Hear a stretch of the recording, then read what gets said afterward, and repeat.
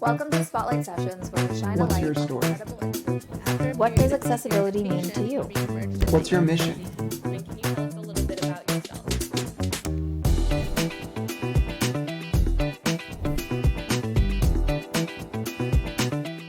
Hello, and welcome to another episode of accessiBe's Spotlight Sessions. This is an opportunity for us to highlight disability leaders and change makers in the industry and the amazing work that they do. I'm your host for today's episode. My name is Sapir Yarden, and I head up accessiBe's nonprofit partnerships. We're really excited for our guest today, Derek Hodkey from Orbis International. So welcome, Derek. Thanks, Sapir. I'm delighted to be here with you today. And we're delighted as well. So why don't we jump in, and can you tell us a little bit about yourself? Sure. I'm the president and CEO of Orbis International. I grew up in Northeast Ohio. I'm a trained chemist. I received my degree in chemistry and went to night school and got my MBA. And I've split my career, the first half of it in the pharmaceutical and biotech industries, so on the corporate side, and then the last 15, 16 years in the nonprofit sector. Wow, that's amazing. I didn't know that. And I also come from the corporate background and made that switch to nonprofit world. So very exciting stuff and a lot of lessons learned from the corporate to the nonprofit world. Can you tell us a little bit about Orbis International and the work that you do there?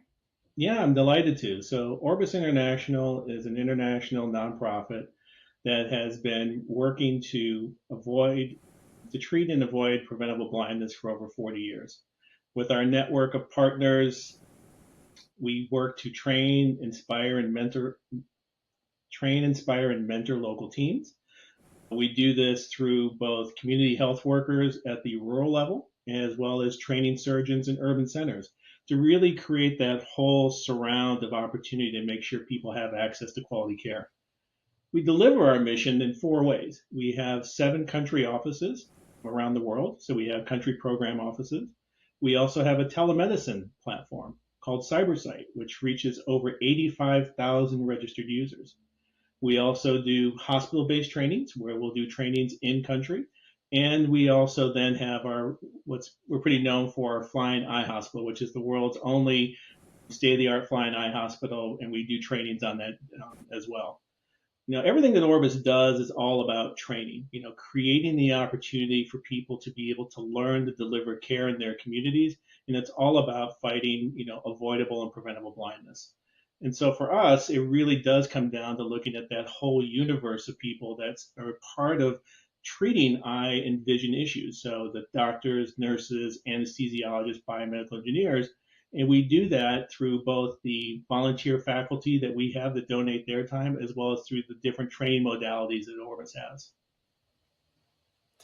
Wow, incredible work. And I have so many follow-up questions, so I'm just going to go and get started. Can you tell us, what do people need to know, or what should people know about preventable or avoidable blindness? Well, I think one of the things is that unfortunately, we're in a world today where access means everything, right? And so in too many countries, what we find is that people who could as easily go and get treated for cataracts or go and get a pair of glasses, they don't have those opportunities. And so for us, it really is about building that health system strengthening so that people have access to those opportunities, because the percentage of people that are living with avoidable and preventable blindness is very high compared to those that are really living with blindness that's irreversible. Very interesting. And how did you find yourself at Orbis International? Is it a personal connection, or did you find the right opportunity at the right time? It's a bit of both, honestly. Having worked in the nonprofit sector for the last 15 years, I got very discouraged in seeing a lot of investment being put into countries and then seeing that there was nothing sustainable afterwards. And it gets very disheartening. My last organization, I worked in many countries such as Honduras and Afghanistan and other places where a lot of resources were put in, but unfortunately, things didn't last. The thing that really drew me to Orbis when the opportunity was presented to me was the fact that Orbis's model is about sustainability. If you think about that old parable, teach a man to fish, or give a man a fish he eats once, teach a man to fish he can eat the rest of his life, it's very similar to what we do, training doctors, nurses, anesthesiologists in their communities to be able to serve those communities long term. And that sustainability is really what appealed to me. I love that, and I love the work that you're doing. And you talked about access before, but can you share a little bit what comes to mind for you when you hear the word accessibility? Yeah, I appreciate that question. So for me, it is about starting at that base point, which is health system strengthening, which is a lot of the focus of our country programs. So what we do is a lot of work is not only just training, but it is on vision loss prevention, as I gave the example of cataracts and glasses and so forth. And so when I came into Orbis, one of the things I did was we created a new strategic plan, a 22 to 26 plan, and because of my experience in countries like Afghanistan and Senegal and all these other places where I've been, I've seen women, young girls, persons with disabilities, and displaced persons not having the opportunities that everybody else does. And so I built that in as a core element of our new strategic plan that we need to make sure that we are making strides in those areas because those are the groups that are just traditionally underserved, traditionally left behind. And so, in our 5 priorities for our strategic plan, one of those priorities is women, young girls, persons with disabilities, and displaced persons. And so, not only are we doing that at Orbis and building that into our programming, but we're also making sure that in our programming that we're doing for rural communities, because as you know, urban centers, it's often easier to find care as opposed to when you're out in a rural area. We're working to invest and put in place such as primary vision centers where people can go get that initial screening or be able to get a pair of glasses and so forth. And I'm pleased to say that one of the things that we've been able to do is in India and Bangladesh is we've launched a series of green vision centers. And it's not that they're painted green, and I'll come to that in a moment, but it is, vision centers that are really targeted to employ women. And it gives women financial independence. It gives women management skills. It gives women the opportunity to pull in other women from the community. And it really serves as a strong model for female empowerment. Additionally, it's green because it's solar. Because when you get out into the outer areas of India and Bangladesh, there aren't strong power grids and lines out there. So these run on solar cells, and the whole vision center is completely self sustaining. And oftentimes, what we're able to do is save that money that would have gone to power to continue to reinvest it in the center.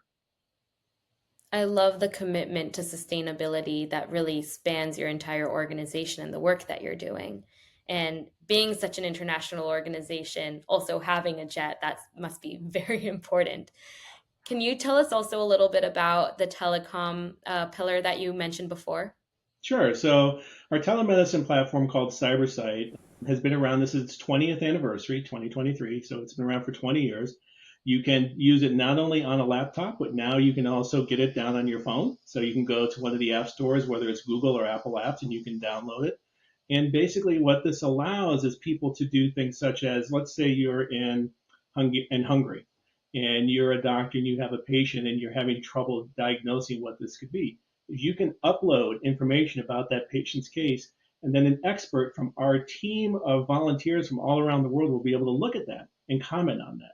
So not only are you able to gain access to expertise that you might not normally have access to, we also do webinars, we do live surgical demonstration trainings, we do things also in various languages. We increase the content in Chinese, Indian, Spanish. So we continue to add language content as well. So it's really a strong platform that we see. And quite frankly, one of the things that excites me about the technology side is, it's a great equalizer, right? Almost everybody has a mobile phone anywhere you go. And, this allows people to have access to that as well. Agreed with you. We're a website accessibility company, and when you think about website accessibility, some people might think about the website itself and accessing the content, making sure that it's navigable and understandable. But the other aspect is, are we making sure that there's internet access in Right. other places around the world and making sure that they have access to the same information that everyone else does? And that's one of the beauties of what we've been able to do with our CyberSight platform is it does have a low bandwidth solution as well. So you don't have to be in a 5G area to be able to do this. You can also access it pretty much wherever you are. I love that. Really well done on the initiative and the programming that you're doing. This next question is sort of twofold because of your experience in the corporate and nonprofit worlds.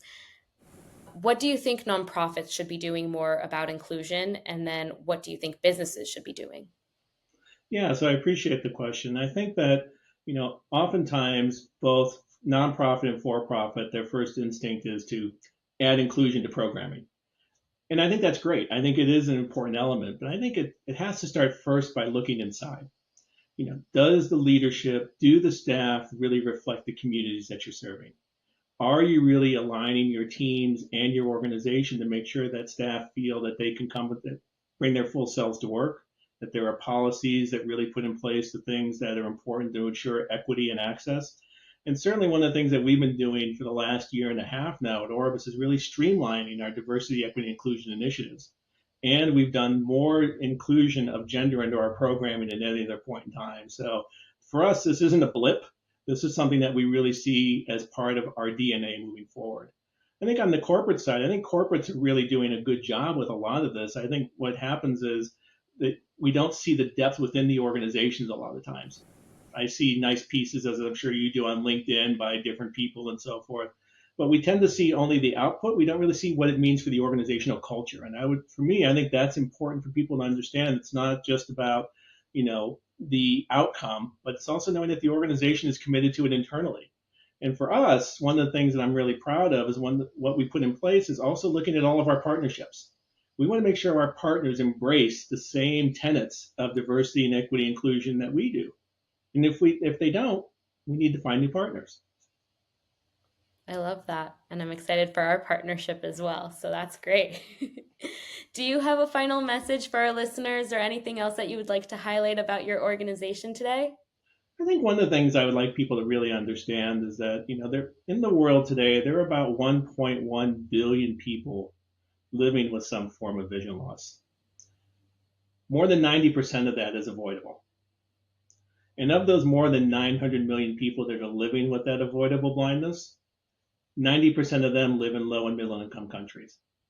So vision loss impacts your ability to have a good education, your ability to maintain a good job in many instances, your ability to, be an active member of your community and there for your family. Don't get me wrong, people are so smart and able to find ways to make things work, but it creates an additional impediment that doesn't need to be there because it is avoidable or preventable. And so for me, I think at the end of the day, what I'd like people to understand is that a focus on, no pun intended, a focus on vision loss prevention and sight loss prevention is something that provides so many benefits to people. It's part of 5 of the 10 US and 7 of the 10, UN Sustainable Development Goals. It is something that we see as really important that we move forward with. And actually, it's not 7 to 10. There of the UN development goals, 10 of them are vision related. Sorry about that. But certainly for us, I believe in the importance of this, not just because I'm the CEO, but because I've been to communities where I've seen how this transforms lives. I had an opportunity earlier this year to go to India. And when I was there at a partner hospital, I saw busloads of people coming off. And I asked the hospital director, how many people come in a day? 500, 600 people, all for cataracts, all for glasses, all for things that people need. And that's every day, every day. And that's the type of thing that sticks with me when I think about the importance of what we're doing, because what it does mean is that, there's a need, and making sure that we can bring the resources together so that people have access to be able to solve that need is really what keeps me going. Amazing. Thank you so much, Derek, for being a member of the Spotlight Sessions today. I appreciate the opportunity, Sabir. Thank you so much for this invitation. Of course. And to all of our listeners, thank you so much for joining and tuning into this episode. You can like and subscribe our YouTube channel or continue the conversation with us on Instagram by following accessiBe_community. We look forward to seeing you there.